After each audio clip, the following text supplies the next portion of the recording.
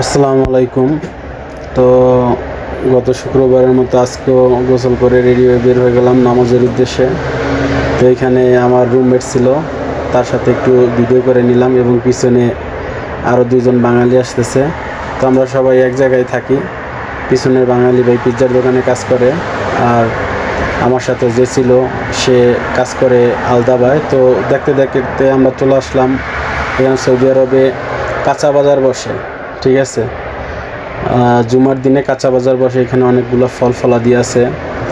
এরপর আপনার কাঁচার যে সবজি আছে, লাউ, আলু, তারপর টমেটো, কাঁচামরিচ, শসা, ভেন্ডি, করলা, লেবু, বেগুন ইত্যাদি সব ধরনের কাঁচা সবজি এখানে পাওয়া যায়। এখানে তরমুজ পাওয়া যায়, খেজুর পাওয়া যায়, A to Z সব পাওয়া যায়। তো আমরা প্রতিদিন জুমার নামাজের পরে এখান থেকেই কাঁচা সবজি ক্রয় করে থাকি। এখানে দেখা যায় বাঙালিরা মাজরা থেকে এই সবজিগুলো আইনা বিক্রি করে। আমরা এই জায়গা থেকে প্রতি সপ্তাহে কাঁচা বাজার করি। এই জায়গায় একটু কম মূল্যে সবজিগুলো পাওয়া যায়। এখানে শাকসবজি বিক্রি হইতেছে, পালং শাক, তারপর হচ্ছে কলমি শাক, লাউ শাক, তারপর আরও বিভিন্ন প্রকারের শাক আছে, পুঁই শাক, সব কিছু আছে এখানে বিক্রি করা হয়।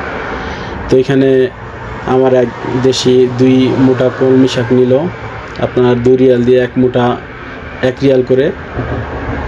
এবং আমি সর্বশেষ বাজারটা ঘুরাই দেখাইতেছিলাম। নামাজের পর অনেক লোক হয় এই জায়গায়, সুদানিরা, বিভিন্ন দেশের লোক এই জায়গা থেকে বাজার করে।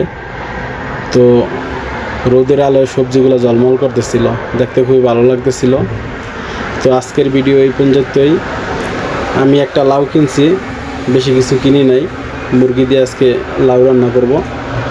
তো কাঁচা বাজার এই পর্যন্তই ছিল। সবাই ভালো থাকবে।